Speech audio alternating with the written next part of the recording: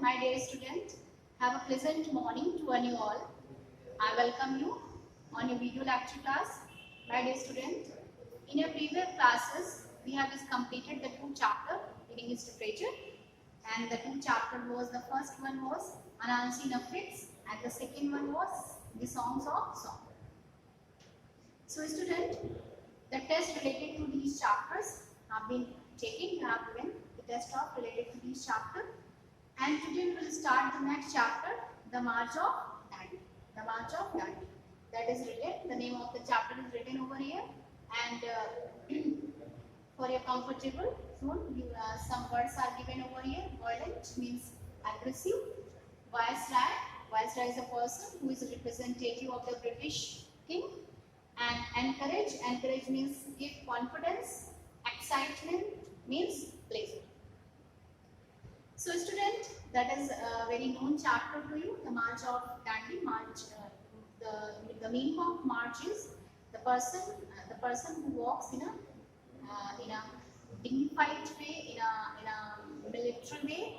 The soldiers march you have seen. So this is the journey of Mahatma Gandhi, the March of the Dandi. The people of India fought many battles before they finally won their independence from the British. So through this story, through this chapter, we will come to know that Indian people fought many battles. Many wars they fought, they struggled a lot before they finally won their independence from British government. So students, you know that India got freedom on 15 of August 1947. We got freedom on that day. So before getting independence, before getting the victory, they had to struggle a lot. They had to fight different types of the wars. Some battles were violent and many people were injured. Violent, some battles. Different types of the battles were there. Some were very aggressive. And many people were injured over there. Many people were injured. Many people were died. So those people, the people who died during fighting, during their duty, the people are called martyrs. That is called in English shaheed. जो अपनी कर्तव्य का पालन करते हुए जिन लोगों की मृत्यु हो जाती है उसको क्या बोलते हैं? शहीद बोलते हैं. That is called in English martyrs. So Mahatma Gandhi taught people how to fight using non-violent methods. Mahatma Gandhi is a person. He is a great leader. He is a prominent person. He is really known for the freedom of this country. Our country got freedom just only because of him. So the thing is that Mahatma Gandhi taught us. Mahatma Gandhi made us learn how can we fight. Having the weapons of non-violence. It means अहिंसा को लेकर के, अहिंसा को अपना करके कैसे हमको लड़ाई लड़नी है. How can we get victory adopting the weapon of truth and non-violence. So this was the thing. This was the message that has been taught to us by Mahatma Gandhi. Read on to find out one of the ways in which he did this. So through this story, through this chapter, we will come to know how he got this thing. On 31st January 1930, Gandhiji wrote a letter to Lord Irwin, the Viceroy of India. The Lord Irwin, who was Lord Irwin? Lord Irwin was the Viceroy of India, and Viceroy who is called as representative of British government. प्रतिनिधित्व करने वाला. तो गांधी जी ने एक letter लिखा Lord Irwin को, जो viceroy India का वायसराय था, जो मतलब इंडिया की तरफ से इंडिया को रिप्रेजेंट करता था. किसको? ब्रिटिश गवर्नमेंट को. He wrote the letter on behalf of the Indian people and pointed out the many unjust things the British were doing. One of them concerned salt. So the letter was related to the injustice, the wrong things that were doing by the British government. So for showing these things, for revealing the bad things, to the Viceroy of India. He wrote that letter. यानी जो injustice वाली चीजें, जो अन्याय की चीजें जो हो रही थी, उनको दिखाने के लिए महात्मा गांधी जी ने इंडिया के लोगों की तरफ से on behalf of the Indian people on the behalf of the Indian people he wrote a letter. And there were many problems. One of them concerned salt. बहुत सारी problems थी. There were many things were into his mind, but the basic thing was salt. That was related to salt. Salt is made from sea water. जो किसी salt जो नमक है वो sea water से बनाया जाता है. It is used to make food taste better. And you know, student, that if there is no salt in your food, so your food is tasteless. Without salt, food is tasteless. So salt is used to make the food tasty and delicious. Since India is surrounded by sea on 3 sides, जैसा कि आप जानते हैं हमारी जो India है वो surrounded है चारों तरफ से सी से घिरी हुई है 3 साइड से. Salt should be easily available to most people. तो इसलिए लोगों को जो सॉल्ट है, जो नमक है, वो बहुत ही इजीली लोगों को मिलना चाहिए. The people must get salt in a very easy way because our country India is surrounded on 3 sides, right? And you know that salt is made from sea water. But the British have taken control of the salt factories all over the India.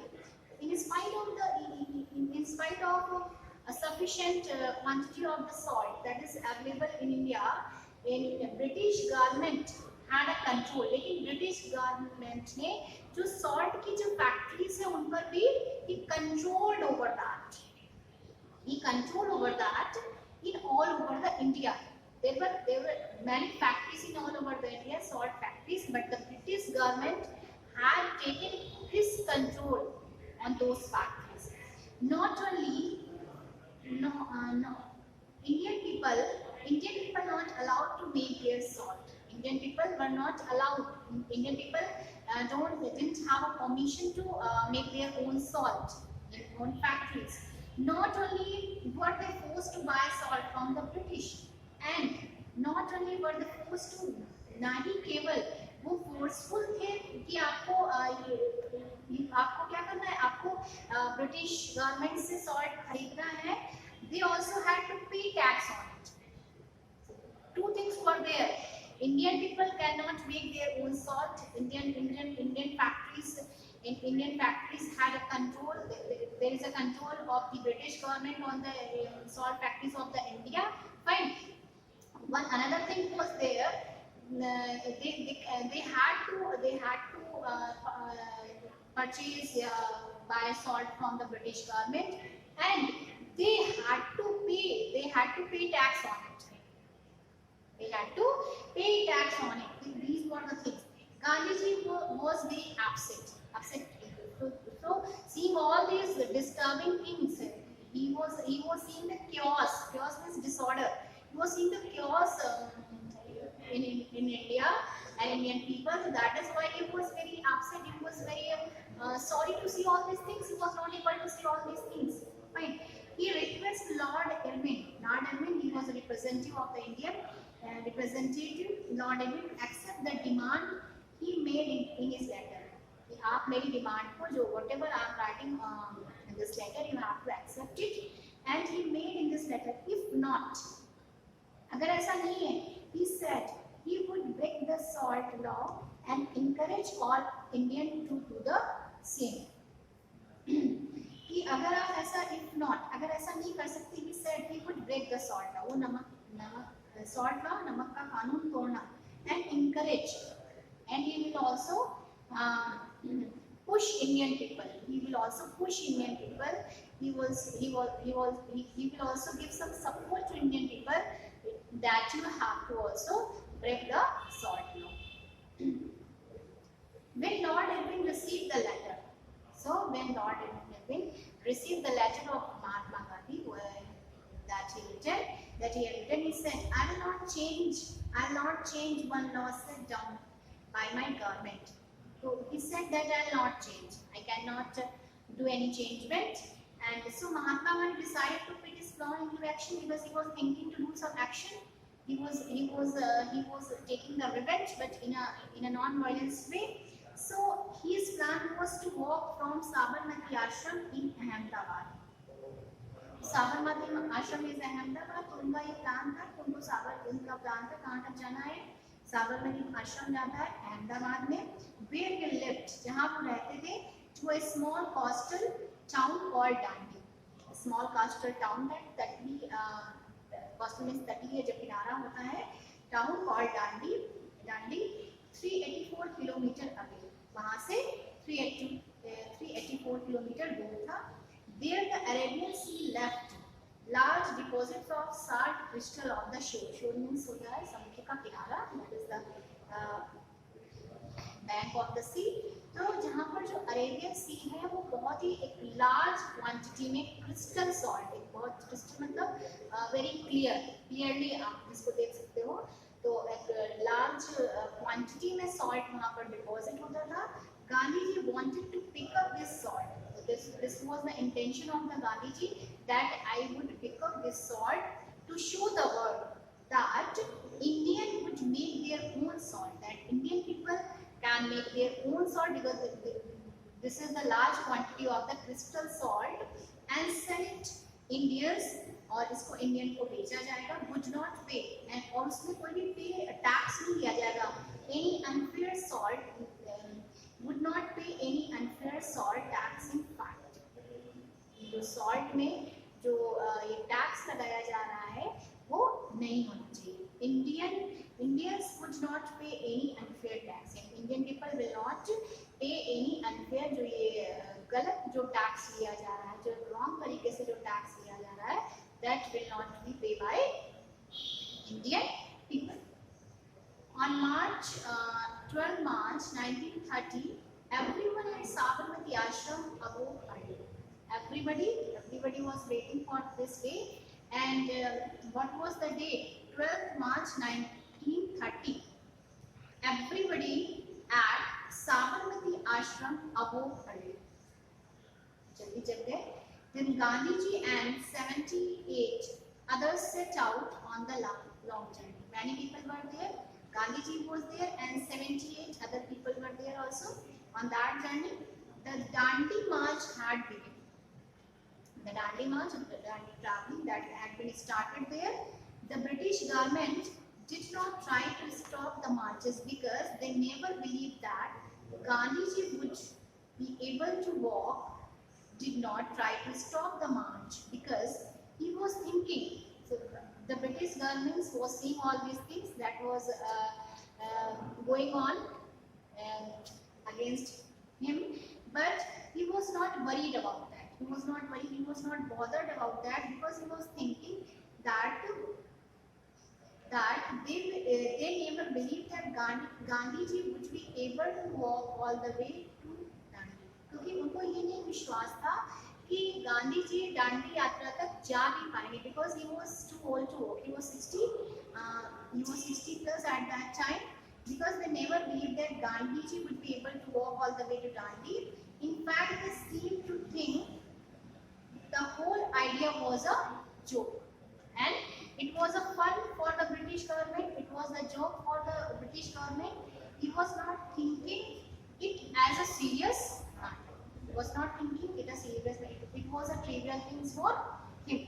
So some Indians laughed at Gandhiji too, and some Indians were also started laughing at Gandhiji. He started making fun of Gandhiji because he was started such a long journey that was really unbelievable for the British government as well as for the Indian people.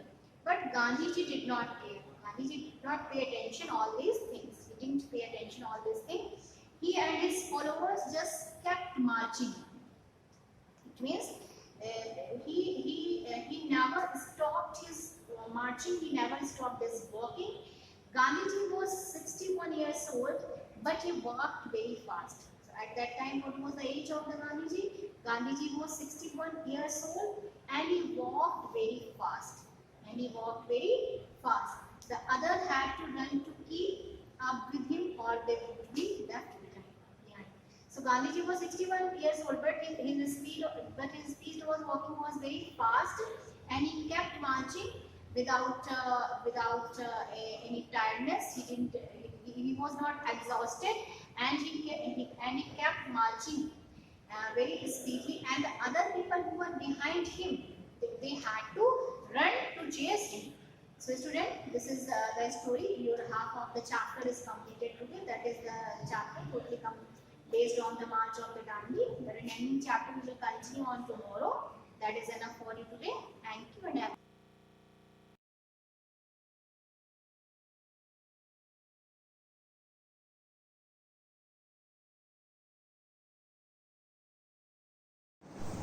Myself, Rakesh Kumar, science teacher of Shivaji Group of Institution. 6th class Hindi medium के बच्चों का science class में स्वागत है। तो बच्चों, आज इस क्लास में चैप्टर 2 भोजन के घटक, पहला और तीसरा चैप्टर आप पढ़ चुके हैं। चैप्टर 2 में है भोजन के घटक। तो भोजन के कौन कौन से घटक होते हैं? तो भोजन के घटक, भोजन के घटक का मतलब है भोजन में कौन कौन से पदार्थ मिले होते हैं। तो नंबर 1 कार्बोहाइड्रेट, कार्बोहाइड्रेट।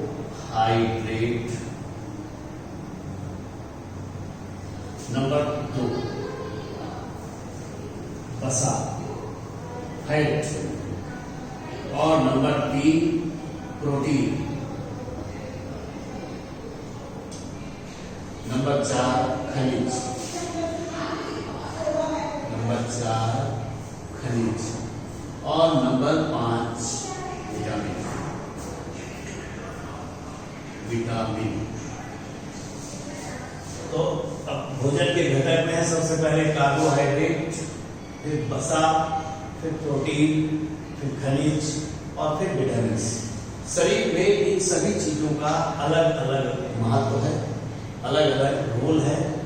तो इसी तरीके से कार्बोहाइड्रेट, कार्बोहाइड्रेट सामान्य ऊर्जादायी होते हैं। कार्बोहाइड्रेट सामान्य ऊर्जादायी यौगिक होते हैं। ये कार्बन, हाइड्रोजन और ऑक्सीजन के विभिन्न समूहों से बने होते हैं। इसे कार्बन, हाइड्रोजन और ऑक्सीजन के विभिन्न समूहों से बने होते हैं। अभी मिलता कहाँ है? जैसे गेहूं है, चावल है, ज्वार है, इन चीजों में कार्बोहाइड्रेट प्रचुर मात्रा में मिलता है। आलू में भी मिलता है। अब आता है वसा, फैट। तो वसा कार्बन, हाइड्रोजन और ऑक्सीजन के संयोग से ये भी बनते हैं। देखिए कार्बन, हाइड्रोजन और ऑक्सीजन, कार्बन, हाइड्रोजन और ऑक्सीजन, ऑक्सीजन के संयोग से बनते हैं। ये भी इसी से बनते हैं। और प्रोटीन, प्रोटीन हमारे शरीर में बहुत महत्वपूर्ण पदार्थ है। हड्डियों को ऊपर से कवच बनाने के लिए, सुरक्षा प्रदान करने के लिए प्रोटीन की जरूरत होती है। प्रोटीन का सबसे ज्यादा पार्ट हमारी बॉडी में होता है। प्रोटीन की कमी होने से हमारा सबसे पहले जो बॉडी का या इंटरनल ग्लैंड है, कौन? लीवर। सबसे पहले हमारा लीवर डैमेज हो जाता है। ठीक। अब खनिज पदार्थ, खनिज पदार्थ वे पदार्थ हैं जिनसे हमारी बॉडी को मजबूती मिलती है। जैसे कैल्शियम, मैग्नीशियम, फास्फोरस, ये इस तरीके से ये खनिज होते हैं। फास्फोरस और कैल्शियम का काम है हड्डियों को हड्डी के बनाने में काम करना। अगर कैल्शियम और फास्फोरस का सामान्य अनुपात नहीं होता है तो कैल्शियम अब्जॉर्ब नहीं होता है तथा हड्डियां मजबूत नहीं होती है। इसके अलावा अब आता है विटामिन। विटामिन भी हमारे शरीर के लिए, हमारे जीवन के लिए बहुत ही इम्पोर्टेंट पार्ट है। तो विटामिन में जैसे विटामिन सी की कमी से स्कर्वी रोग हो जाता है। विटामिन सी की कम मात्रा में हमारे शरीर के लिए आवश्यक है। ये वे रसायन हैं जो शरीर को स्वस्थ बनाने में सहायता करते हैं। विटामिन घुलनशीलता के आधार पर दो भागों में बांटा जाता है। एक होती है फैट सॉल्युबल, यानी जल में घुलनशील, जल में घुलनशील, और दूसरा है बसा में घुलनशील, फैट या बसा, बसा में घुलनशील। तो इस प्रकार से तो विटामिन सी हमारे पास जल में घुलनशील और बसा में घुलनशील। तो जल में घुलनशील विटामिन कौन कौन से हैं? या बसा में fat soluble vitamin A, D, E और K. Vitamin A, D, E और के बसा में घुलनशील हैं, और विटामिन सी तथा ई, बी, विटामिन सी और विटामिन बी फैट सॉल्युबल और जल में घुलनशील हैं। तो इस प्रकार से भोजन के घटकों के बारे में लगभग आपको पूरी जानकारी मैंने दे दी। तो इस क्लास में बस इतना ही, आगे नेक्स्ट क्लास में। Thank you.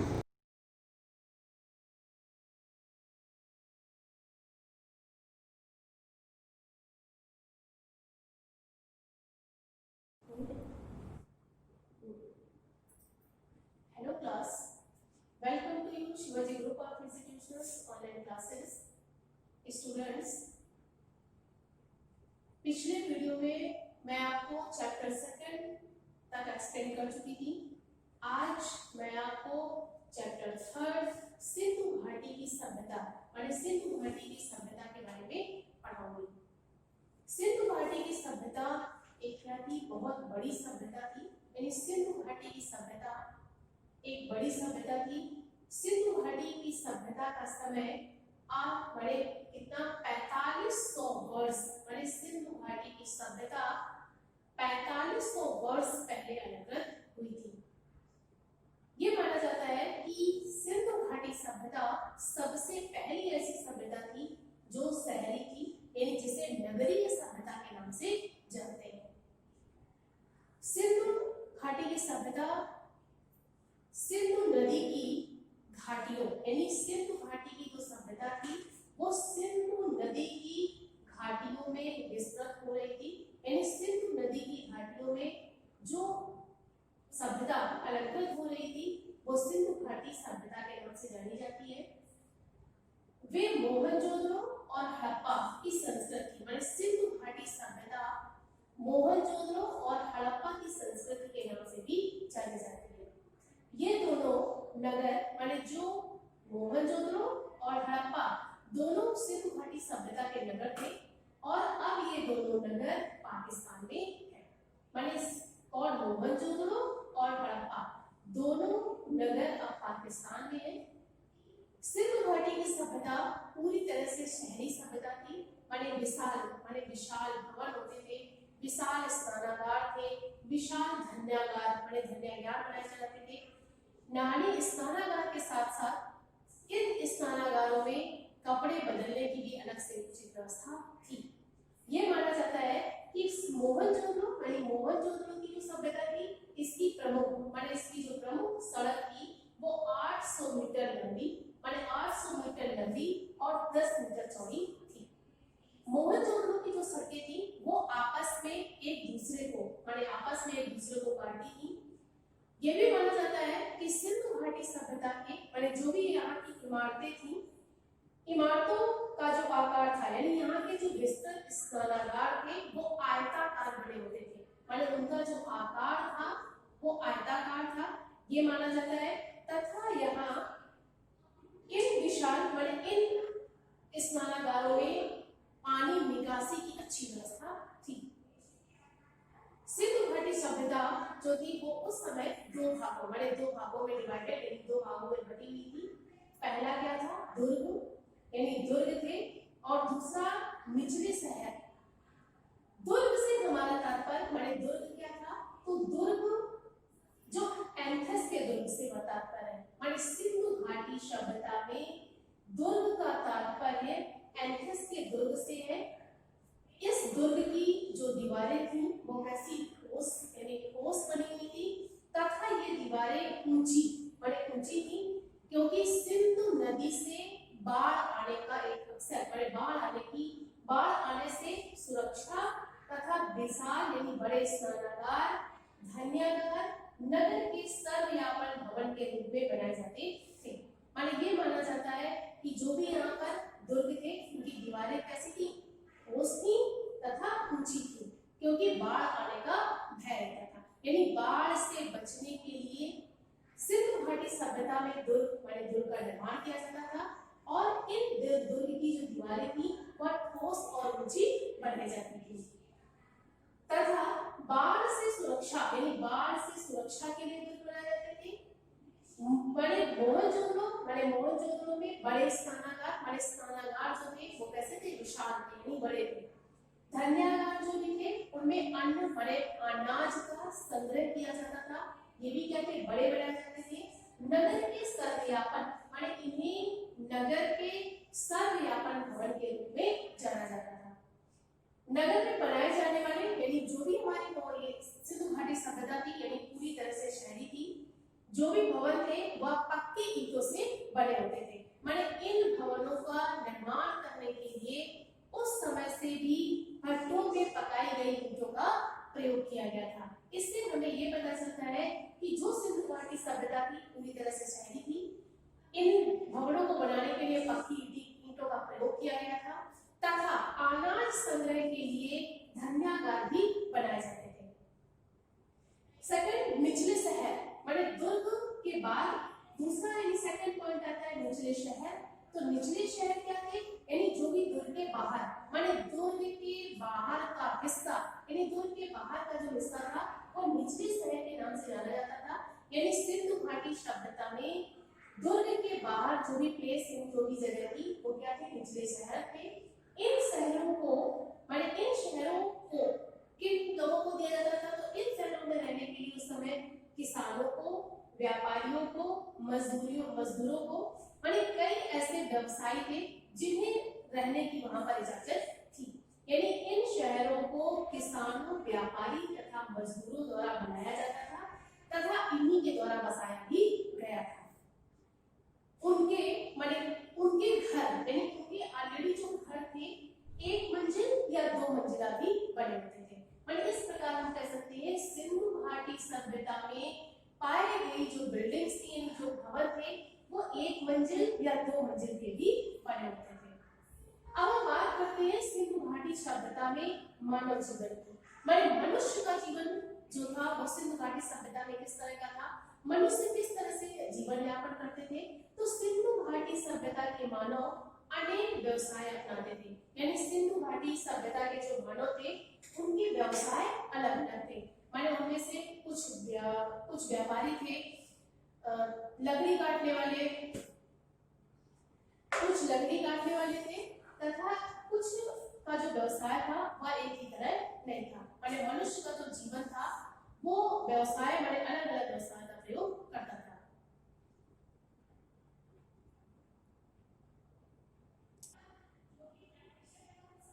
अब हम बात करते हैं सिंधु घाटी सभ्यता के मानव जीवन की।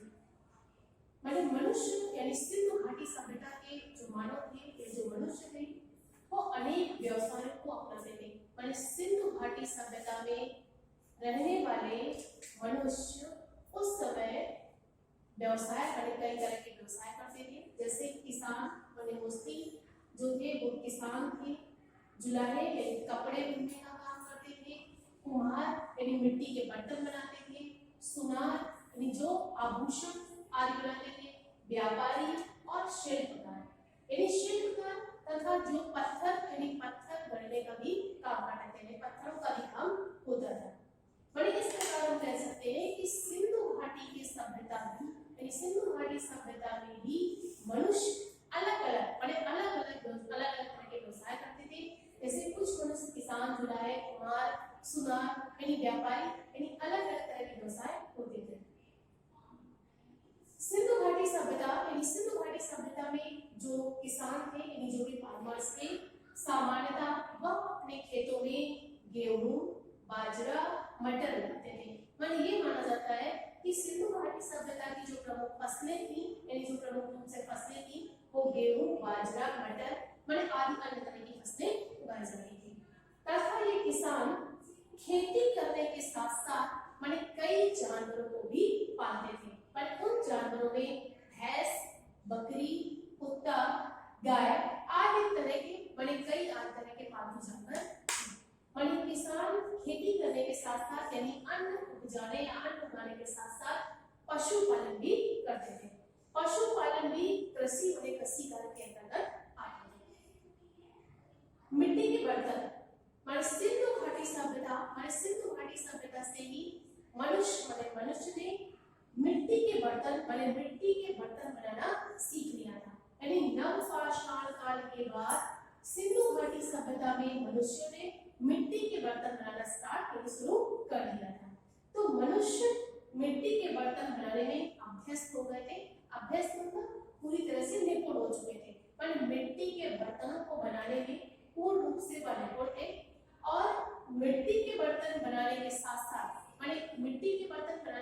साथ उन्हें अपने अन्न को स्टोरेज अन्न का संग्रह करने के लिए इन बर्तनों की आवश्यकता होती थी।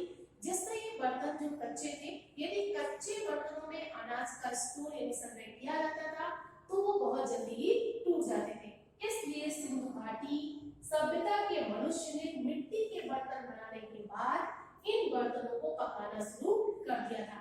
यानी लाल मिट्टी के बर्तन बनाते थे तथा इन मिट्टी के बर्तनों पर नक्काशी बनाना की शुरुआत कर दिया था। यानी मिट्टी के बर्तनों पर नक्काशी भी बनाई जाती थी, जिससे बर्तन जो थे वह देखने में सुंदर लगते थे। सिंधु घाटी की सभ्यता में मनुष्य ने मोहर बनाना उस समय की एक खास शिल्प कला थी। मोहर बनाना भी सिंधु घाटी सभ्यता के मनुष्य ने स्टार्ट कर दिया था।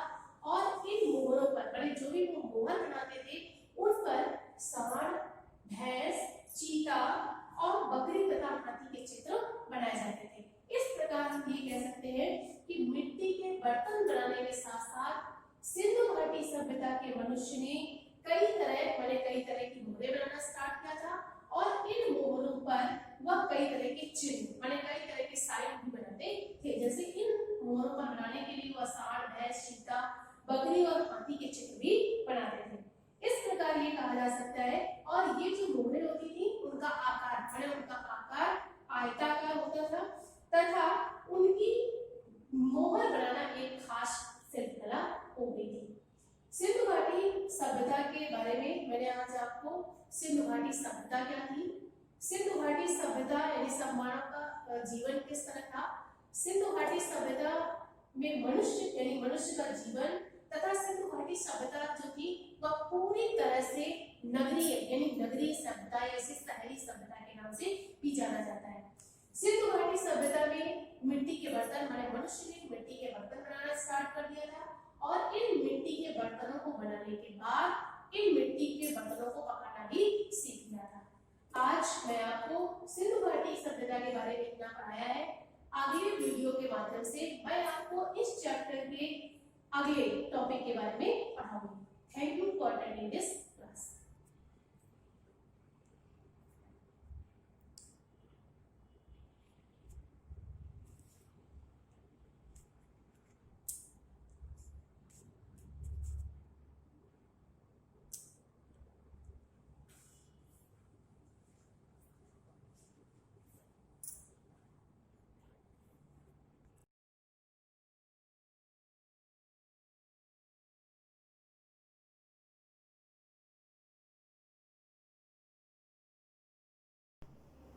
सुस्वागतम। मैं रेणु लता पांडे, संस्कृत शिक्षिका, शिवाजी ग्रुप ऑफ इंस्टीट्यूशंस। बच्चों, आज मैं आपको चैप्टर 3 यानी तृतीय पाठा जिसका शीर्षक है आम नहीं चा, ये पढ़ाने जा रही हूँ। जैसा कि आपको पिछले वीडियो में भी मैंने बताया है कि आप किसी भी चैप्टर की स्टार्टिंग में जब उसका अर्थ लिखेंगे तो पहले आपको संदर्भ लिखना होता है।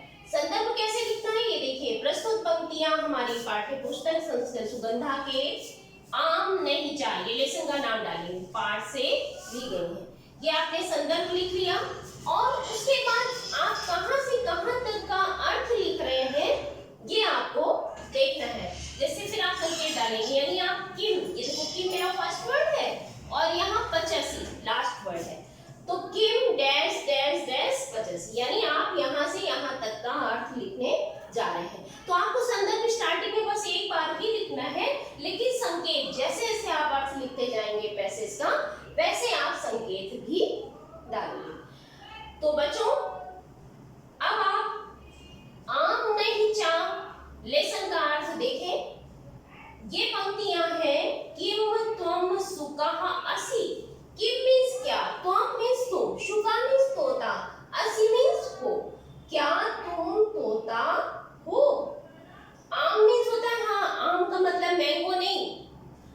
समझ में आ रही है? आम वो खाने वाला आम नहीं, आम का मतलब होता है हाँ, ठीक है।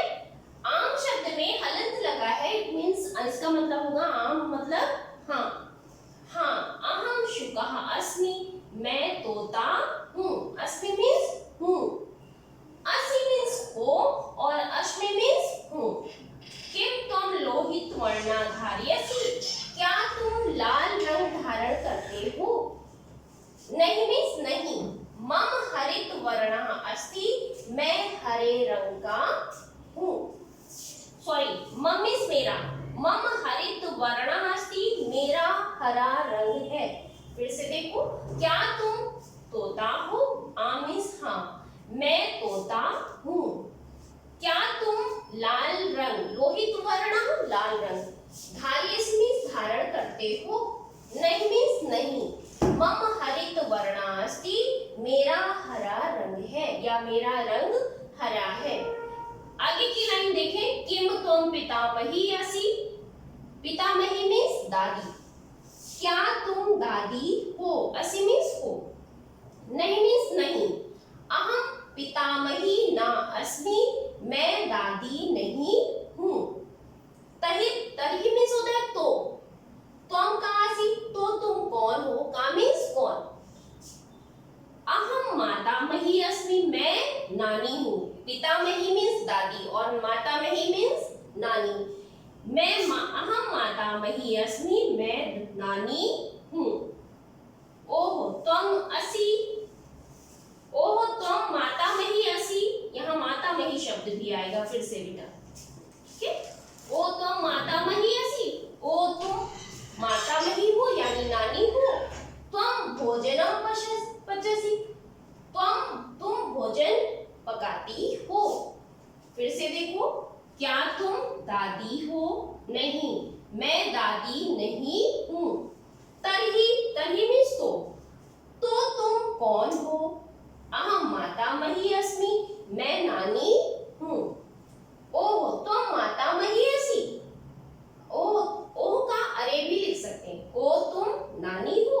त्वम भोजनम पचसि, तुम भोजन पकाती हो या भोजन पका रही हो, ठीक है। तो बच्चों, ये दोनों पैसेज, इन पंक्तियों का अर्थ आपने देखा। बहुत ध्यान से एक एक शब्द का शब्दार्थ समझे और फिर उसका अर्थ।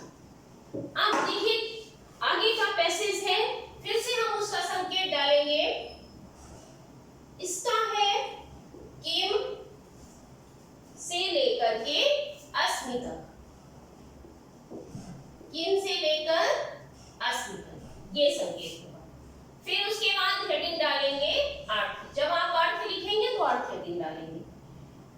अब देखिए इसकी पहली लाइन है, किम त्वम शूकरः अस्ति, असि, असि मींस हो। क्या तुम सुअर हो? नहीं, नहीं। अहम शूकरः न अस्मि। तदा कथय त्वम, तदा कथय त्वम का असि, त्वम का असि। अहम गंडकः अस्मि, अहम गंडकः अस्मि, ठीक है। देखिए बच्चों, ये तीसरा पैसेज, इसका संकेत फिर से लिखेंगे, यानी हम किम से लेकर के अस्मि तक का अर्थ लिख रहे हैं, तो हम संकेत डालेंगे किम डैश डैश डैश अस्मि, ओके। फिर आप इन पंक्तियों का अर्थ सुने बच्चों, ध्यान दीजिए कि आपको ये संस्कृत की पंक्तियां अपनी नोटबुक पे नहीं लिखनी है, क्योंकि मुझे इसका अर्थ पढ़ाना है, इसलिए मैंने ये संस्कृत की पंक्तियां यहाँ पर लिखी हैं। आप सीधे अर्थ लिखेंगे, समझ में आ रहा है बच्चों? आप सीधे इन पंक्तियों का अर्थ लिखेंगे। ये संस्कृत की पंक्तियां आपको नोटबुक पे नहीं उतारनी है, क्योंकि ये पंक्तियां आपकी बुक में है। तो बच्चों ध्यान से फिर अर्थ सुनिए। किम मींस क्या, त्वम मींस तुम, शूकरा मींस सुअर, अस्मि से हो। क्या तुम सुअर हो? नहीं, नहीं मीन्स नहीं। हिंदी में जब हम नहीं शब्द लिखेंगे तो इस तरह से लिखेंगे, ठीक है? ये संस्कृत का शब्द है नहीं।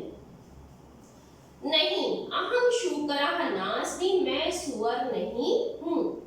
तदा मीन्स तब, कथय मीन्स कहो या बताओ, तब बताओ। त्वं कासि, तुम कौन हो? अहम गंडकः अस्मि, मैं गैंडा हूँ। गैंडा कैसे लिखोगे? मैं गैंडा हूँ। फिर से सुनिए बच्चों, क्या तुम सुअर हो? नहीं, नहीं मीन्स नहीं। हिंदी में लिखेंगे ऐसे नहीं। अहम शूकरः न अस्मि, मैं सुअर नहीं हूँ। तदा मीन्स तब, कथय मीन्स बताओ या कहो। त्वं कासि, तुम कौन हो? अहम गंडकः अस्मि, मैं गैंडा हूँ। क्लियर? तो बच्चों इस तरह से आज के वीडियो में मैंने आपको